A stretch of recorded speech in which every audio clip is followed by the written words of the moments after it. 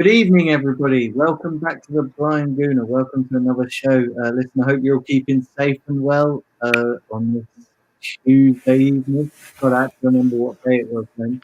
But yeah, listen, I hope you're all keeping safe and well. As you can see, I have I've picked up a few waifs and strays along the way coming into the studio. Let's introduce them. First and foremost, Ryan. How are you doing, Ryan? Yeah, not too bad. Thanks for the invite. Yeah, party time. Bring it on. Yeah, it is literally. And also we've got Sam. How you doing, Sam? Very well, thank you, Daniel. Thanks for having me on again. It's a pleasure being here. Good to see everyone. Yeah, listen, thanks, guys, for coming on. Listen, what we're going to do in this show, we're going to be talking about recent meetings between Arsenal and Man City. We'll go as far back as we can remember with this. But before we get into talking about that, remember, do smash a like on this video. Do hit the subscribe button. Do hit the share button. Would really appreciate all of that. And yeah, let's get straight into it. So I guess, guys, there's probably only one place that we can start, and that is with our most recent meeting between Arsenal and Man City. And it was the FA Cup semi-final. So Sam, I'm going to come to you first. What obviously it's great to have that kind of positive result, but still fresh in our memories. Yeah, it was a great result, great performance at the end of the day. I think we proved a lot of people wrong. I think we showed a lot of our own fan base what we can do, what Arteta's capable of, and what our squad is capable of. Yeah, it's definitely good to have that as a recent experience. I think the players will feed from that and use that definitely for the next match now. And it shows that Manchester City are vulnerable. They're not the incredible machine of a team they were a few seasons ago. They're actually vulnerable, and we can get to them. And yeah, hopefully we do that again now in the Premier League the weekend. Is it Monday we play, or is it the weekend? Saturday evening, 5:30 kickoff. Sorry, Saturday evening. Saturday. Yes. So that's right. Yeah. So yeah, I thought it was Saturday. So hopefully on Saturday we can get that result again. Yeah, and Ryan, your thoughts on the FA Cup semi-final? To be honest, nervous going into it, but I loved every second of it. And as you guys have said, it proved once and for all under Arteta, not in our own fan base, but neutrals. It was literally that we can mix it with the big boys now. We can go up toe to toe with arguably one of the best managers of this generation, and go toe to toe with them. And there's another thing we've got in our armory is Arteta knows every Pep tactic down to a T. He knows all his strengths, all his weaknesses. And I think he tried to do that in Project Restart, the first match back of Project Restart. But obviously with the injuries to Xhaka, Mauri, and then Luis coming on, and that with everything that happened there, everything went to crap in that game. But but the thing is, he had a chance quickly to rectify it, and he proved everyone, because everyone literally after that. Remember that the Etihad defeat, and everyone, even our own fan base, having a meltdown. Oh, he's no shame. He's this. He's that. Get him out now. And he's come back a couple of weeks later and said, "Okay, what? I've got you to a final now. I've knocked out the best, the favourites, the holders, the ones that won the treble." Know what he's saying? And we did it with such siege as well. And this is, I think, at the time, Aguero just got injured, but they still had a mean attack. They had De Bruyne, Mahrez, and Mahrez. Again, people need to not forget. Mahrez did have a chance. I think it 0-0 or 1. No, it was 1-0. Sorry, it's early in the second half. Where any other time that would have gone in, even though it's a low tame shot, it still would have gone in normally. But again, not only does Arteta knows his strengths and weaknesses, he's made us harder to beat. We're not this pushover anymore that everyone thinks we are. So we come up against these teams, the Man Cities, Liverpools. 9 times out of 10, we are getting results against them, be it a draw or a win, and I'm loving it.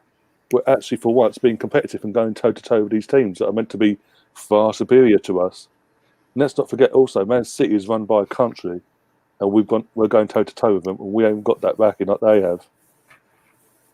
True.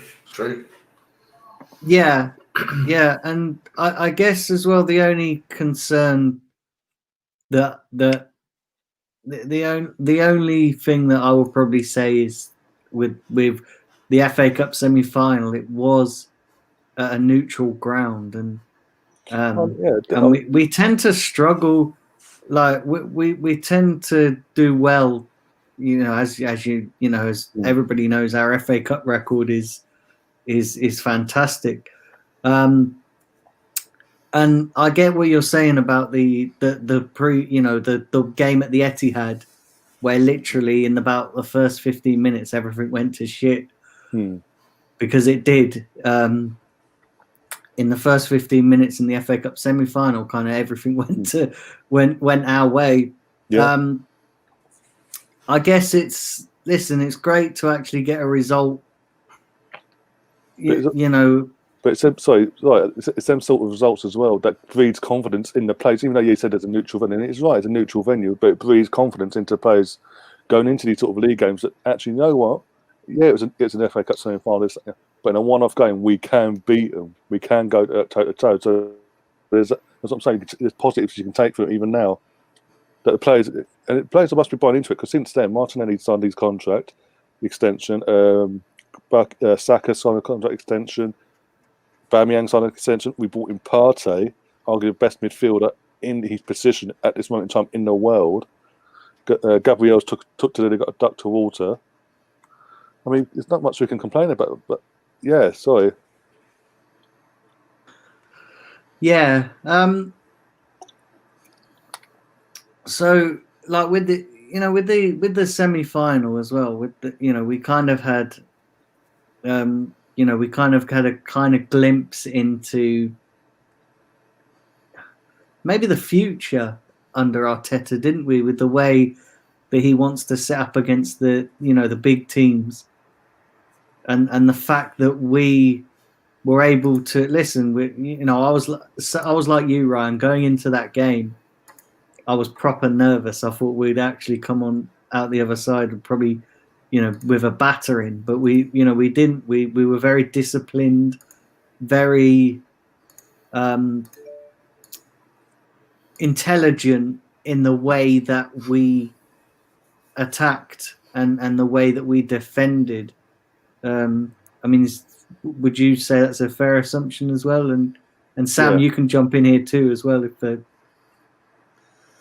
Well, I just think that game at the Etihad, it's, as Steve pointed out quite correctly in the chat, that it was a bit of a strange game, wasn't it? Because Luiz had a bit of a nightmare, didn't he? And there's a lot of circumstances that happened in that game that changed a lot quite early on in the game, and it created a whole new game for us. I think it's a bit not quite right to gauge what we can do from that game, and then afterwards we played them more recently and beat them in the FA Cup, and I think that's a better, basically a better gauge to go from when we had both teams basically playing with full teams for the whole game. So. It just goes to show you that I think we've taken huge strides with Arteta, and I think it's something the fan base is slowly starting to see now. I think we're seeing more of the negatives sort of change their tune a bit as well. Some of them, of course, without naming names, are never going to change their tune, but that's a whole different story. But and I think it's encouraging. It really is. It's going to be a tough game. Manchester City, with their squad, they've got a great squad, great players, a great attack. They've even got it looks like they've been addressing their defence as well with their signings. But the way we play now with our players, with Arteta, the way we play tactically, we set up against them, we can get at them and get a result, and. I think there is a slight factor involved here as well with no fans. You're playing in an empty stadium. Yes, we're going to the Etihad, but it's an empty Etihad. So even though it's still the Etihad, and of course that means something, it's still a factor, but it's not the same factor as it would be with 60,000 crazy Manchester City fans, cheering the home team on against us. So there's definitely a factor involved there as well. I think we've seen some of that with the other results in the Premier League this season as well, that the home advantage is not necessarily the home advantage as it used to be. But anyway, yeah, I mean, I think we've got a great chance now. We seem to be lucky with that they have a few players out. What we don't really know, because with Pep Guardiola, it could all be a bunch of lies for all we know. But apparently there's a few players out as well, so we've got a very good chance. And and we just got to go and do the job. If we got aspirations of winning the league, we've got to be able to beat Manchester City. They're one of the teams that are standing our way. So let's see what we can do. Yeah, I just want to say hi to everybody in the chat. Russ, Melina, Steve. Steve, I'm glad to hear that you're finally free of COVID, which is a good sign. Foot Brownie, obviously Brownie's always in the chat. Jesus Christ. And Jay Shahid, Khan. He's a closet Arsenal fan. We know that. He is, mate. The only excitement he gets is from watching Arsenal channels, because he ain't going to get it from Cardiff, is he? Do you know what I mean? Jesus Christ. The only excitement that he gets from Cardiff is watching the sheep shagging mascot on a match day, and he can't even do that at the moment. Oh God! Big up Russ in the chat as well. Oh, and the John, the Revanite as well. Sorry, mate, I missed you out. Big up John. And another John as well. That John 1886, another one. Yes, big up both Johns. Johnny, it's a Johnny fest tonight. That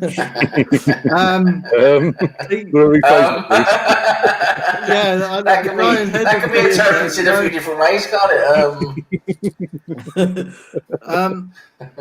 So I want to ask you guys, from memory, and this is your guys' memory. So I'm going to go around each of you in turn.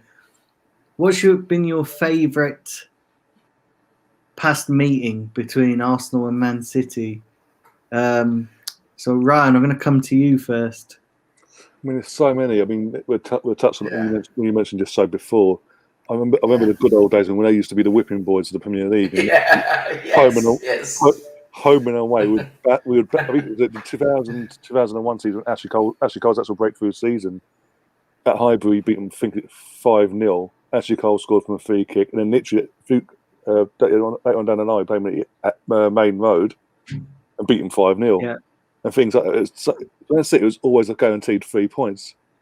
Yeah. But if you want to talk about, obviously, since they've come into the oil money, so to speak, and brought their success, there have to be the last one we beat them at the Etihad in the league, 2015, just because it was completely out of the blue. No one gave us a hope in hell's chance, and Coquelin and Cazorla in that pivot in midfield completely ruined the then defending champions Man City. And at one, we got a penalty. Manuel got taken out by company. Santi scores it, and then second half free kick, Cazorla into the box. Giroud heads it, and whilst Giroud's off sliding on the pitch, Giroud's just not Giroud. Santi's just there dancing in the middle of the pitch doing a little dance. Big up Tyrone also in the chat. Sam. So, what's your memory, Sam? What's your favourite? I'll go through. I'll just to touch on that last game where we beat them completely out of the blue. There that Ryan was talking about. I remember so well that game because Wenger actually did something we've never seen before at that time, and he actually had a plan B. We thought we was going to go toe to toe with them, or try to go toe to toe. As he always did, actually just get absolutely butt fucked. That was in 2016, wasn't it? That was the 2000. Yeah, I remember that. It was all expected to just go there and get butt fucked as normal because Wenger just just be open as normal and try and beat them at their own game, basically, which we just had no team to do. But all of a sudden, we were parking the bus and hitting them on a counter attack, and got them on set pieces, and it was just a great win, a great tactical win for once, which was completely out of character for Wenger, and it showed that is the way you got to beat those teams for us. But we didn't do it. We didn't keep on doing it. I think we went straight back to our open style and kept losing again. But anyway, that was a great day doing that, of course. But because basically we've been completely spanked, haven't we, the recent years? By Manchester City. They've been leagues ahead of us. But as Ryan points out so correctly, there was a time before the sheikhs came in, the Qatar oil money came in, that they would just. I mean, we would just use them as like a piñata. We would just fucking wipe the floor with them, didn't we? Basically, every time we played it. It wasn't a matter of if we'd win; it was a matter of how many goals would we score, basically. Yeah. And throughout the 90s, it was just Main Road or them coming to Highbury. It was just, it's 3 points. It's Manchester City. They're shit. It's just 3 points. And you've had many good performances against them. We've scored many good goals against them. There's been many high-scoring games against them, especially with our Invincibles at that time. That period there with that team. I mean, we had a few batterings against them, like 4 or 5-0 a few times, or 4-5-1 or 4-5-2 and that. But there's one game that sticks out. I can't quite remember when it was, and Ryan will probably help me with this because he's much better at details than me. I think it was around the 2002-3 time, around then. And I'm pretty sure it was up at the Etihad. Or was it still? Yeah, it was the Etihad then, wasn't it? Yeah, they moved there then. They just moved in the summer 2002. Yeah. And we went up there, and we just went out all fucking guns blazing, just absolute Arsenal at our best. And we were like 4-0 up after 30 minutes. Yeah. It was literally like a wolf killing chickens. It was so bad. I remember I was celebrating. Wow, it's probably one of the best first half performances I've ever seen from an Arsenal side. But at the same time, I was feeling so sorry for City because you could just see they were so embarrassed. They just like, what are we going to do? And Arsenal, and I don't know if it came from Wenger or it came from the players or whatever, but after 4-0, we took the foot off the brake. We did. Yeah. We slowed down. We weren't playing as direct and as meaningful as we were playing previously in the game. We slowed down a bit. We took it a bit easy and just sort of like, okay, 4-0's okay. If we hadn't taken our foot off the brake, I think we could have got a Premier League scoring record that day. I'm sure we could have got into the double figures, 10-0 or something like that. I mean, we were absolutely wiping the floor with them. 4-0 after like 30 minutes. I couldn't believe it. Do you remember that game, Ryan, the one I'm talking about? Yeah, literally every attack we scored at every attack. Knife through butter, literally. Yeah. Mickey Weaver was in goal for them. I remember it was Henri Vieira, Bergkamp. I can't remember the other 2 goal scorers, but it was absolutely mad in the end because it ended up finishing 5-0. But he still took the foot off the gas, but he scored a 5th at the end. Yeah, but it was like 4-0 at half time, wasn't it? When I think it was 4-0 at half time. And we're like, okay, we're going to win 10-0 today. We could do. But no, like you said, we took our foot off the brake and it ended 5-0. But still, I mean, wow. That's the game that really sticks out because we really did spank them that day. And that was Arsenal at our best. And we really showed them, how to play football. And that was it. We used to show them how to play football, didn't we? Yeah, back when we were quality. Yeah. Well, there's no mercy. It was, even though we did take the foot off gas, it was at a time when we had no mercy for teams like that. We literally. Yeah. I remember. I know it's gone off subject here in terms of opposition here, but what is in our invincible season at Highbury against Charlton Athletic? If in the space of 10 minutes we were 3-0 up in the first 10 minutes. But again, foot off the gas. But is that no shit attitude? We're going out to win, get the 3 points, and then go from there. It's that time when we, with the Invincibles, that team that they could you just knew. I've never had a feeling like it where you just knew we were going to score goals and it was just a matter of how many, And I've never seen a team ever really that you just you saw how dangerous we were. Every time we attacked, it was dangerous. You knew something was going to happen. We was going to be close to a goal, and we was at that pomp, that the absolute pinnacle. Then with the Invincibles squad, that team at the time, when Henry at his best and all that, Perez firing on all cylinders. It was, we could. It felt like we could just score at will. Mm. It's like, okay, we need a goal now. Let's get a goal. Okay, we get one. It was that incredible, and that was. I remember so well. I know this is a bit off topic now, but I just want to mention it. It was such a great, I think, example of that. Just we could score at will. Basically, it was that famous Middlesbrough game. We went down 3-1. Yeah, we went down 3-1. Was it half time or something? It was 3-1 down. Yeah, 3-1 down at half time, and then in the space of 10 minutes. And everyone was like, "Oh my God, 3-1 down! What's going to happen?" It's just, I'll just wait. I remember saying to, I was watching it with my dad and my brothers. I just wait. The second half, we're going to come out and absolutely spank them, and we did. We just came out and scored 4 goals. Yeah, literally in the space of 5 minutes. Sorry, we scored the goal. 5. And you could just see, and the funny thing was, you could just see the fear in their eyes when we scored that second goal. It was only 1 goal behind. You could see the Middlesbrough players that it broke. It broke them. And literally, it's from the kickoff. But 60 seconds later, Reyes, Bergkamp first the ball through to him. He touches it, brings it back on his strong foot, and just curls it. Yeah. And it's the roof, the highway just went. That was, and at that time when we was at our absolute best, we're Arsenal fans here. We're blowing our trumpets. This is an Arsenal podcast. We're allowed to do it. We're gonna blow a trumpet a bit for once, and that is, at that time we were so good. Everyone feared us. Every team we played feared us. They shit their fucking pants when they played us. We basically beat them in the what's it called, lining up in the what's it called, the where the players come out. What's it called? Not the tunnel. Tunnel, that's it. Sorry, I'm completely blank there. Yeah, in the tunnel before a game, and the other team looking at our players and looking at what we had. I mean, they shit themselves. We won the game in the tunnel.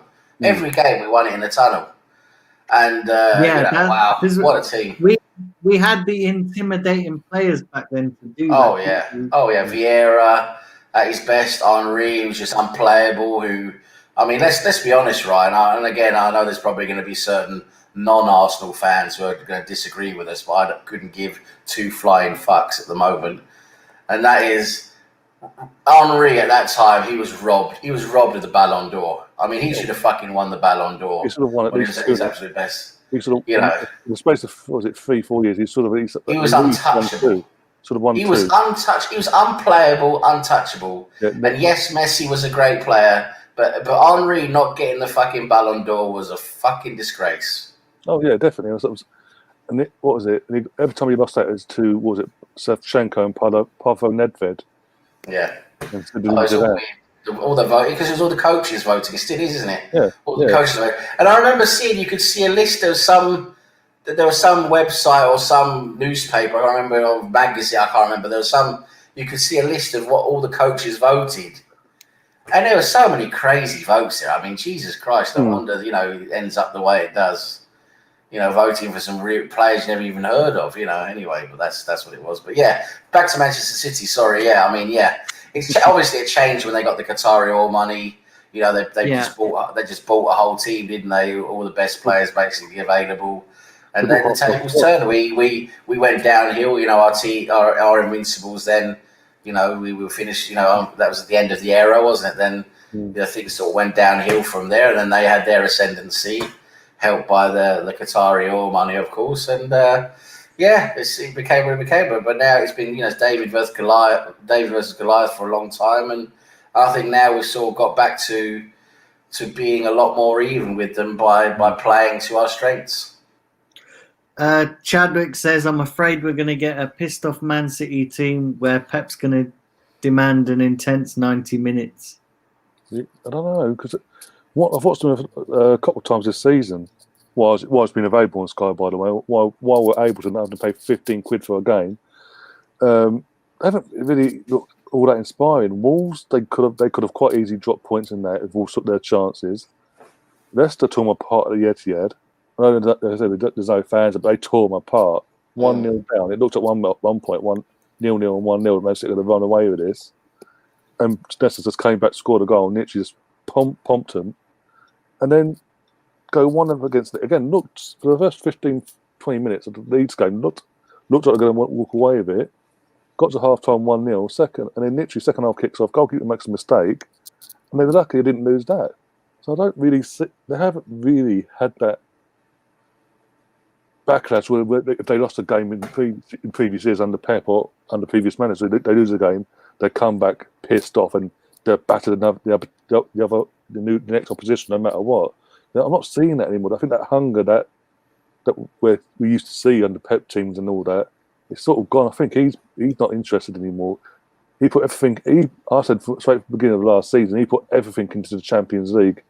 It was from day one of last season. It was so clear and obvious the way that Man City is just down tools in the league straight from the off, losing to Knights and Norwich so easily and things like that.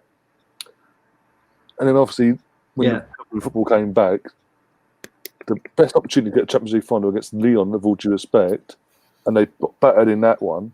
So I think he's just like, well, I've done all this for what? He's got no reward for it. In the meantime, he's lost the league title, he's lost the FA Cup, and all he gained was the League Cup. He didn't even get to add a European title to it. And the fact he was brought in to make him competitive in Europe, and he hasn't done that mentally, I think that's got to him. And he's thinking, I'm going to see my contract out now and be like, all right, bye bye. Yeah. He's waiting for his next project to come along. He's waiting for the likes of Juventus to come to him or something like that.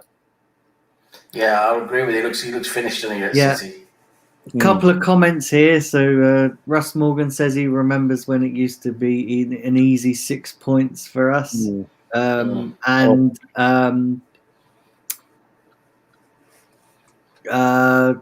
here, do you think Partey will start against Man City? Well, he's in London now, isn't he? Yeah. So if he gets good training, I suppose if he gets some good training sessions in with the team now before Saturday, it could happen. Yeah. Not sure what his fitness level. I'm not sure what his fitness level's like. He's probably decent. That was from Steve. Yeah. That was from Steve.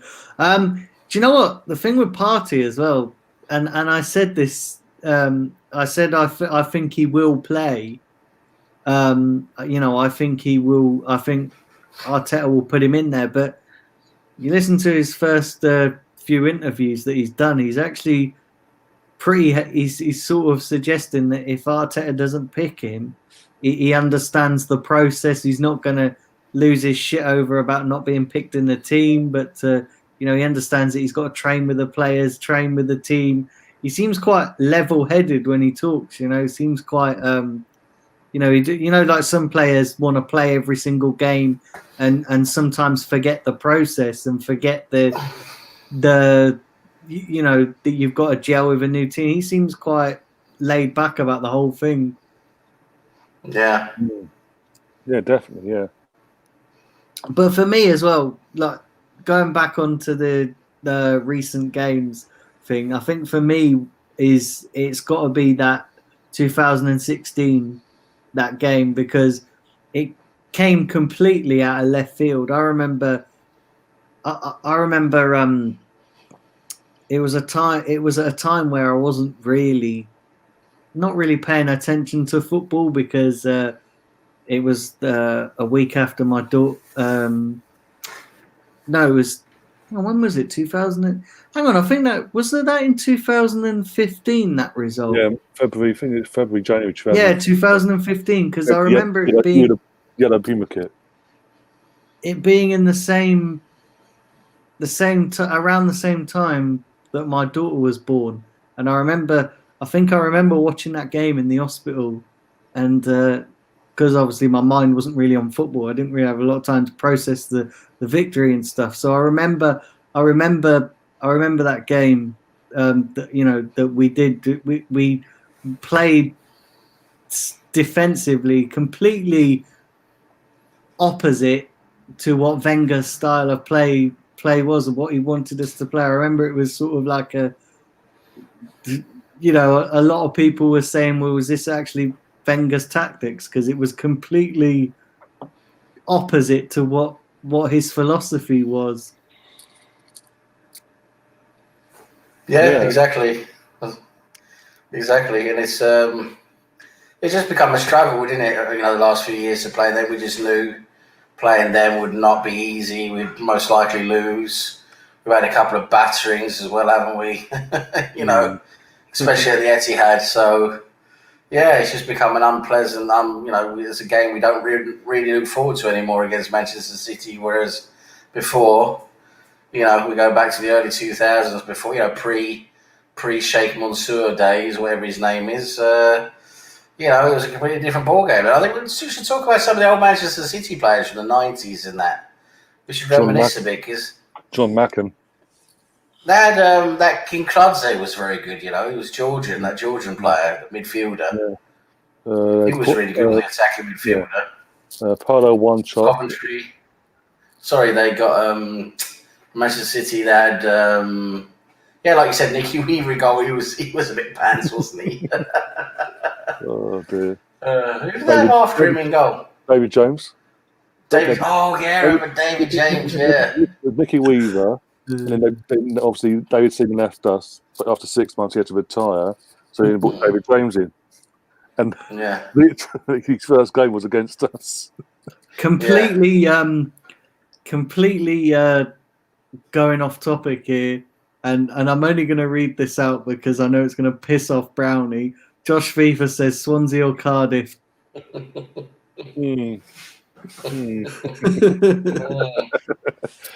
Just for the context. City. Yeah. No, they had Sean White Phillips, John Macken. Oh yeah, Sean White Phillips. That's right. Yeah. Had a few decent seasons there, didn't he? Oh, Bobby Fowler, Paul Dickoff. Oh, Fowler. Dickoff. I think now. What a guy. Who was the guy that used to play for them? They retired his shirt because he played for his country in the Confederations Cup, and he just dropped dead on the pitch. I can't remember his name. Oh yeah, I remember. Mark Vivian Foe. Oh yeah. Steve McManaman. I remember it. Yeah, Steve McManaman as well. After his Real Madrid day. Yeah, basically in twilight years. Yeah, literally, he was good. Owen Hargreaves after the United. Yeah, another bloody. A lot of players when they're in their twilight years, isn't they, to get a bit of money. Yeah. Oh, Richard Dunn. Yeah, that's it, Richard Dunn. Yeah. Shay Given. He was half decent. Shay Given. That was half decent. Yeah. For a while. Well, Shay Given. Yeah. It does still got the record for most own goals scored in the Premier League era. Oh, Steve here is talking about the semi-final in 2017. Yeah. Yeah, that was a great game. Thing is, as well, that was Pep's first season, wasn't it, in charge? I remember that game. And also, again, we weren't tipped to win to win that game. Is a lot of our defeats, especially in recent times, a lot of our defeats have come when we're not even tipped to win. So now I said it's going to work in reverse. Now people are going, we'll actually beat them. We'll probably go and get battered on Saturday because it's kind of what we do, isn't it? We like to do things in reverse. Chadwick mentions as well about Kevin De Bruyne saying that in the meeting in December last season, that Man City knew in the first second that they were going to win the game. He said that's how low things had got. To be honest, it didn't take a genius, let's be honest. Even though we were all there, it's literally like you knew what was coming.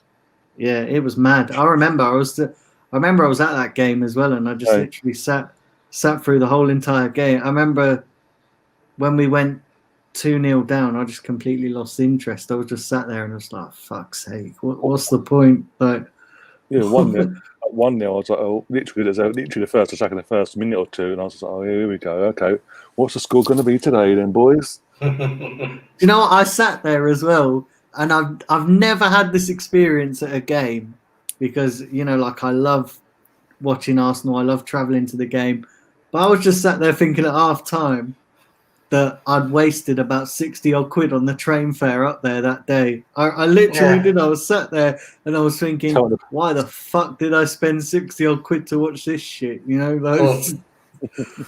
No, some names in there. There's a good player. There's some good City names here. There was King Clod's mentioned. There's Michael Johnson, and then there was Stephen Ireland. Remember Stephen Ireland? His fucking pink Range Rover. What a swat he was! He's got a pink Range Rover. Yeah, Niall Quinn, Paul Power, Colin Hendry, Vossler. I remember what's his name. He was we were linked for him. We were linked for him so many seasons. Very good defender, Micah Richards. Micah came from Micah Richards. Yeah, he was a decent defender back when he started. I remember his debut game was against Villa in the Cup, and he obviously scored the winner. It was on BBC. He's come onto his thing. He's like, he's effing and Jeff like, fuck it, I don't give a shit. So I was like, bloody hell, no filter. Taib pulled one out there. Nicky Summerby. Taib, how the hell did you get Nicky Summerby there? You just Googled that, haven't you? Wikipedia. You just Googled that. There's no way Taib knew about Nicky Summerby. Wow. No way. No, I'm trying to think now. Going way back. Was it? Didn't Strachan used to play for City at one point? Did he use Leeds on? I remember he was at Leeds. Probably. Cheddar. I don't know if we can mention that person because he's in jail at the moment for certain other offences. Oh dear! If you know, you know. Basically, if you know, you know. If you're in the UK, you know. Used to collect strikers, Sam. That's what Taib used to do, collect them, okay. All the old stickers and that then. Oh, sorry. Summerby. Trevor Sinclair, that twilight in the end of his career. Yeah. Again, not at his best. Sean White Phillips, I'm trying to think going through it all.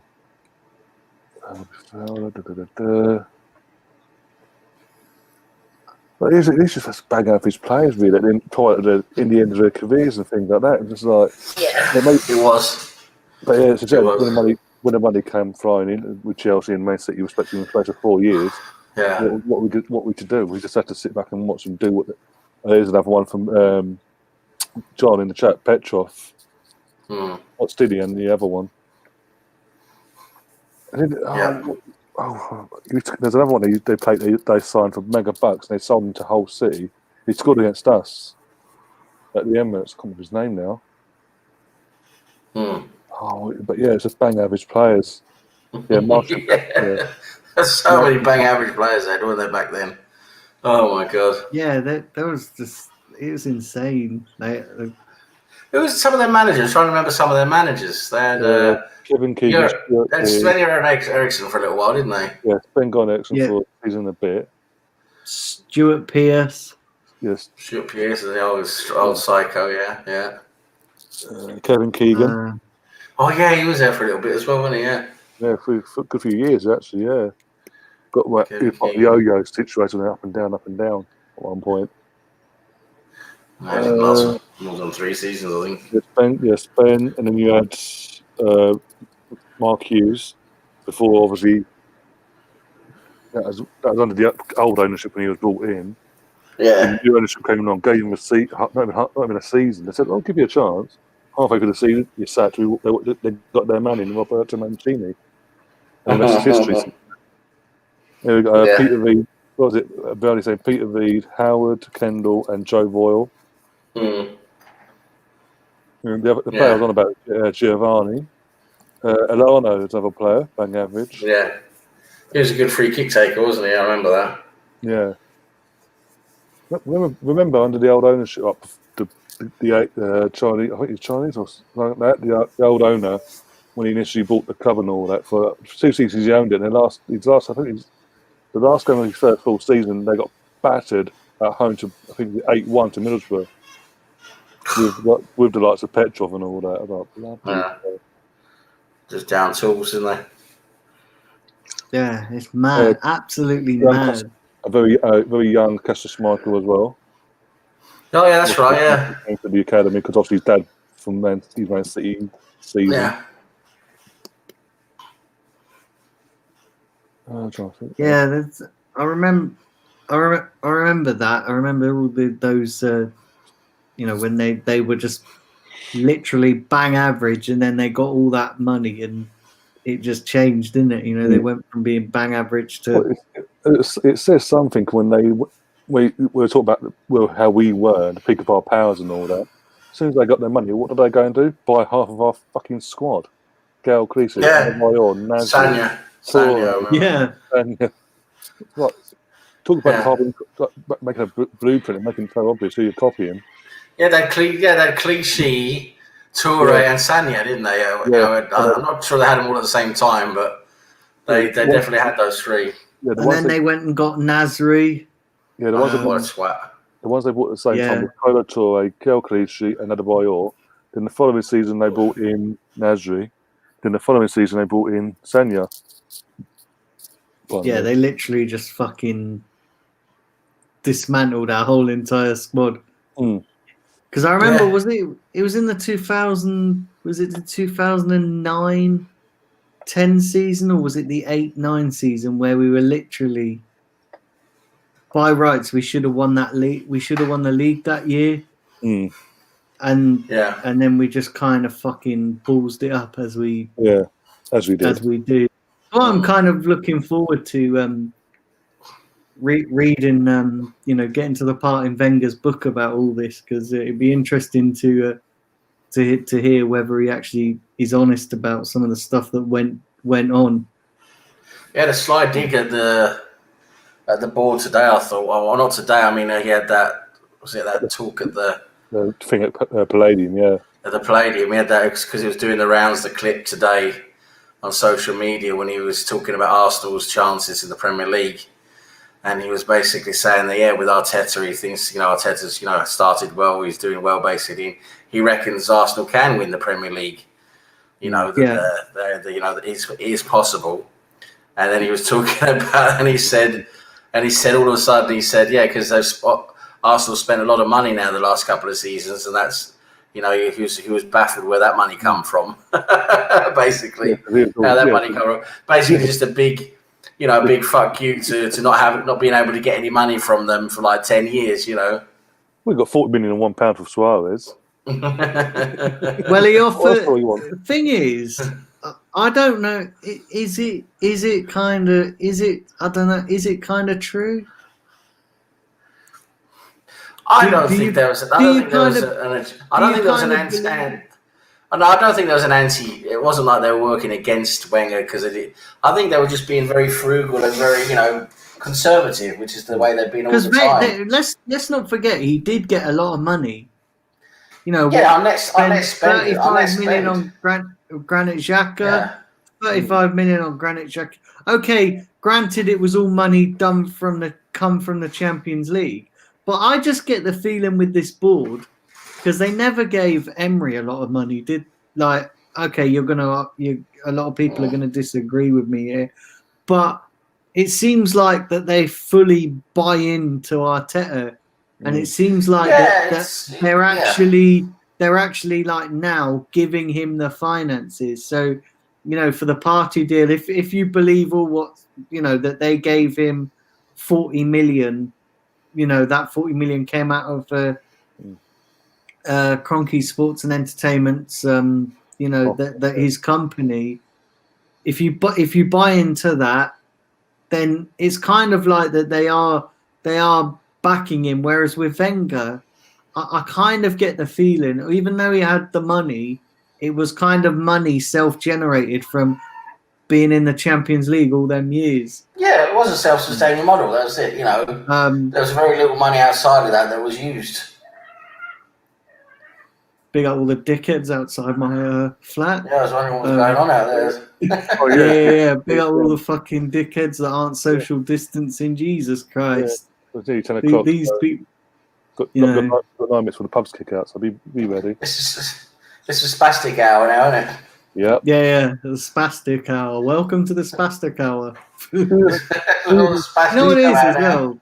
It's just proper insane as well. Like all these people, and it's all uni students as well. So uni students really need to kind of get to grips with this fucking shit, because they won't know, because as far as they're concerned, they're there's less chance of us getting it. So fuck you, everyone. We're gonna do what we want. Well, we're young. We don't care. We're young. We don't care. yeah, there's literally like all the cases in my local area are young uni people, yeah. students. Same, They're not in the. It's not in the community. It's just in the university. Mm. Yeah. But it's proper mad. It is. It's proper insane. But yeah, going back to your point, about the self-sustaining model. I kind of get the feeling that with the owners as well, and I may be wrong here because I've criticized the owners for a long time. I kind of get the feeling that they got to a point under Wenger where it was, even though we weren't successful, we were still getting top four. So it was kind of like the model was able to be self-sustaining, so because it was comfortable, it was very, very comfortable. So they were getting a regular income of money. Obviously Wenger was happy. Obviously, getting into the Champions League, we took it for granted because now we're not in it. Like at the time, all us fans are like, fucking hell, yeah, it's a big, it's not a big deal getting into the top four. But now we're out of it, we kind of think actually being in the top four does make a hell of a lot of difference to your finances. Now, spending that money, the way we spent that money was, maybe we spent it on the wrong players. I don't necessarily blame the board for that. I blame Wenger for that because, you're the coach. You've got to identify the players. So therefore, that kind of buck stops with you. And I just feel with the board, they got to a point where everything was comfortable, and then because things started going downhill even further, they kind of got forced into action. And then kind of we are where we are, with the finances. And I kind of generally believe that because Wenger was in charge for so long, everything got stale from the top downwards. Yeah. And now with Arteta in, there's that excitement back. And I kind of think maybe the owners are thinking, actually, we could be onto something here if we pump money into the club. In all this publicity that he's been doing for his book that's been cut in the last week, he's even admitted he himself carried on too long. But when things started going, and because obviously he said the perfect person to take over was Klopp, and that he agreed, the board agreed, everything started getting set up and all that for that sort of transition side of things. But when obviously with how social media was growing at the time and the fan base, the negativity I was hearing, he sort of dug his heels in, stubbornly or not, and wanted to prove us all wrong. And it got to a point where obviously, it started digressing even worse. It started having a bad effect on the actual, not just the team, matchday team, but as the club in general. But also as I've mentioned it before, not just this season, the last few seasons since I started up my channel. Whenever I've noticed, whenever Josh gets given the reins at one of these dad's franchises, either here in the States, then the franchises respectively have, in the space of a year to 18 months, started getting better. Obviously, we're going to take longer because we're in a more competitive league, basically, compared to these other franchises that he has. But since Josh has been given the reins of Arsenal, he's had to have more hands-on things. Certain things are being taken more serious. Literally, come over in Wenger's last season. He came over in January, and in what was it? Space of about 2 months, it was announced at the end of the season he was leaving. That Wenger was obviously stepping down, this, that, and the other. Obviously, they tried to make the right go for the experience in Unai Emery, things like that. It didn't go according to plan. The bit that I'm interested in. We are where we are. And also, another positive, in the meantime, amongst all this transition, we've got that board fraud at this club. Because he's solely, and it's down to him because he was the business mind. He's like the Ed Woodward of Arsenal, basically. and that's I don't think that's the biggest insight you can give someone, if you ask me. Yeah, I think it'd be interesting to see as well in Wenger's book whether he admits that he was sacked or whether he still toes the party line about he resigned. Because listen, I've said this, that I reckon he obviously got the chop. You know, I don't reckon he resigned. A guy of his ego, a guy with his stubbornness. Listen, you're not going to resign out of personal pride, are you? Come on, let's be real about this. If you've got that much ego, you're going to stick at that job for as long as you can. I'll be very surprised if he comes out and says he resigned. Also, if he has a change of heart and decides he wants to go back into like coaching, like an international thing for France or something, he won't look good on his resume if he actually comes out there and says, "Yeah, I was sacked." It look more better if he said, "I did it on my own back," sort of thing. Yeah, exactly. It was an agreement. Obviously, it was an agreement, wasn't it? They told him, "Listen, this is your last season now. We'll let you have the season, and that's it. You know, we're not going to sack you." So that's the way it was. I never realised this as well, that the title of his book. You know why he gave that book his title? Because, and a lot of people are going to refer to this because of Arsenal, but it's not just Arsenal. Didn't realise all the clubs he's managed played in red and white. All right, Monaco. Monaco. Grand Passaic, they're red and white. Yeah, I think they were. Yeah, they were all red and white. Yeah, I didn't realise that. I said that.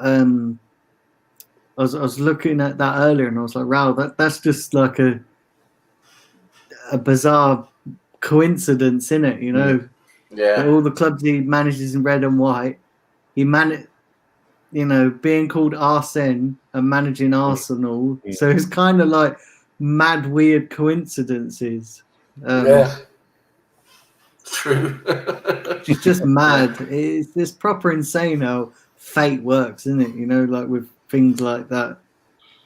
Yeah. But yeah, it's proper mad.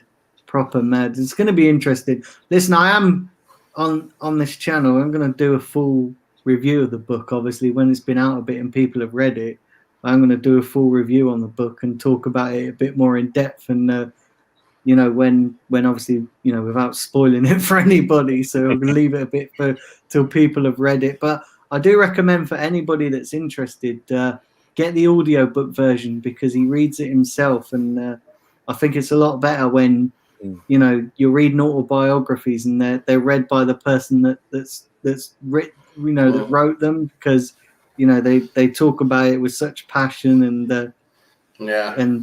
so I do recommend getting the audiobook version. Yeah, and also I think someone, what was it? I think it's doing its rounds now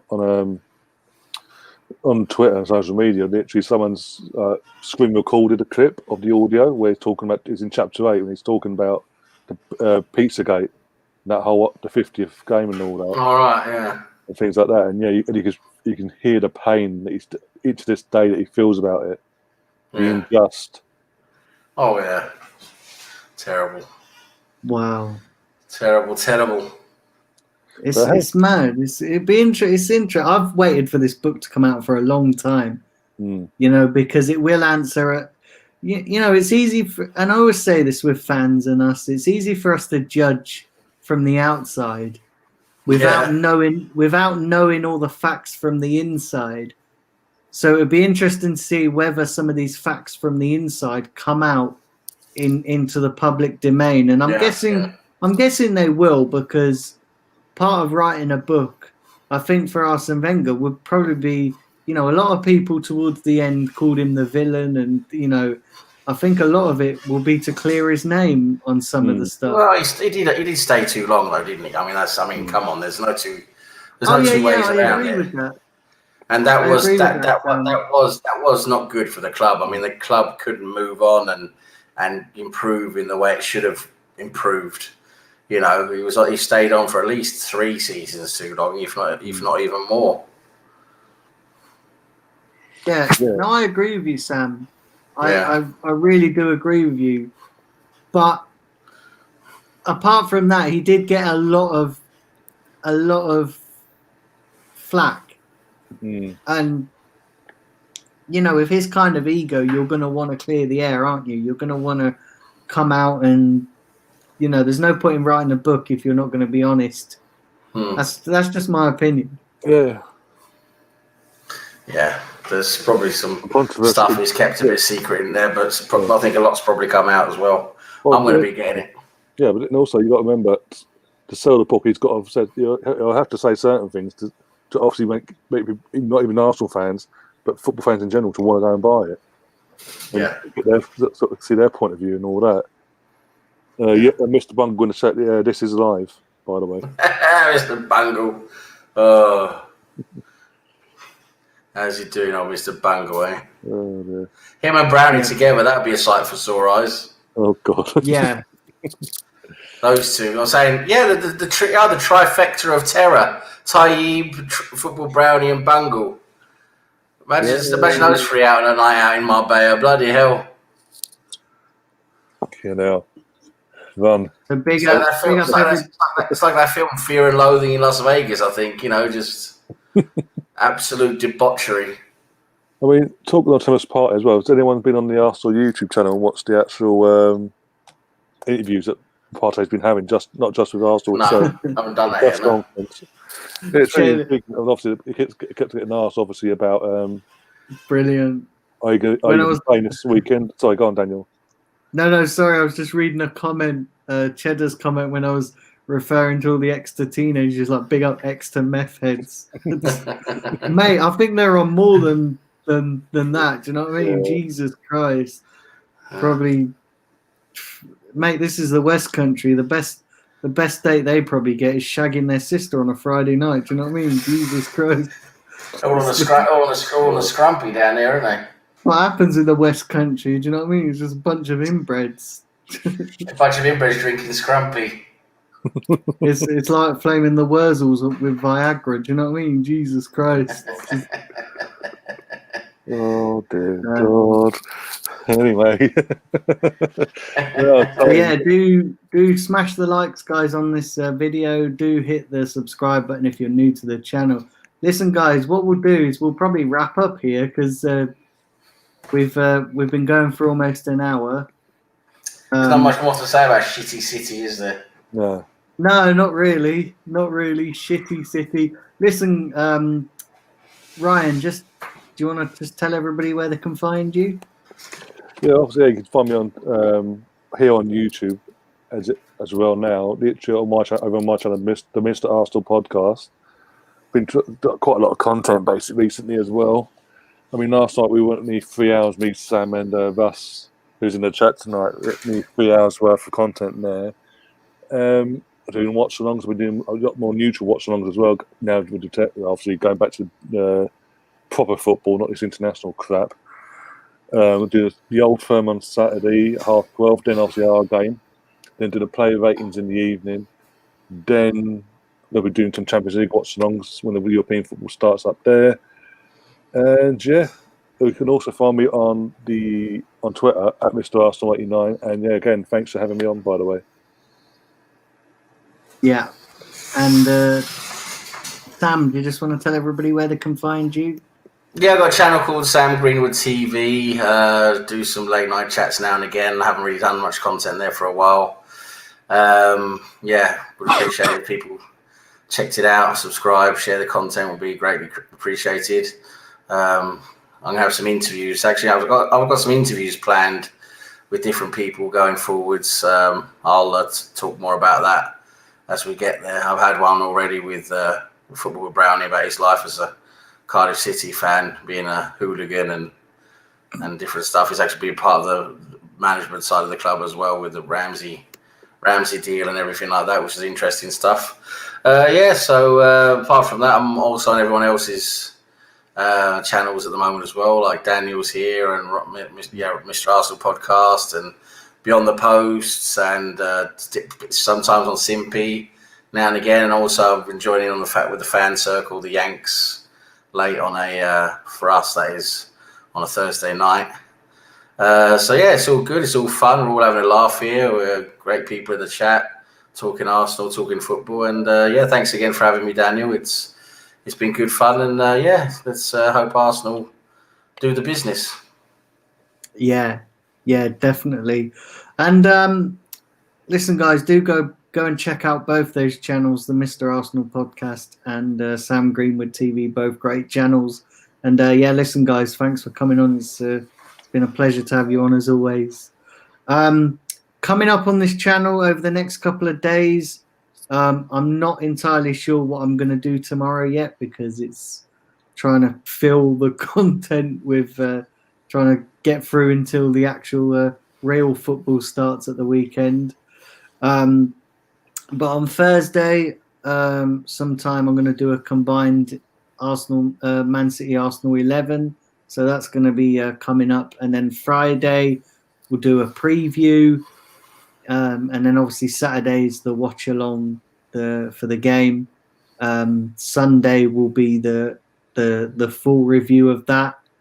And so yeah, that's just a couple of things that's coming up on the channel. Remember, do hit like, do hit subscribe, do hit share, do turn on notifications. Although YouTube being YouTube, they aren't always reliable, and you'll probably get them as soon as the streams or videos end. So just be mindful of that fact as well, guys.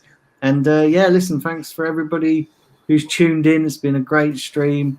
Thanks to Sam and Ryan for coming on. Pleasure talking to you guys.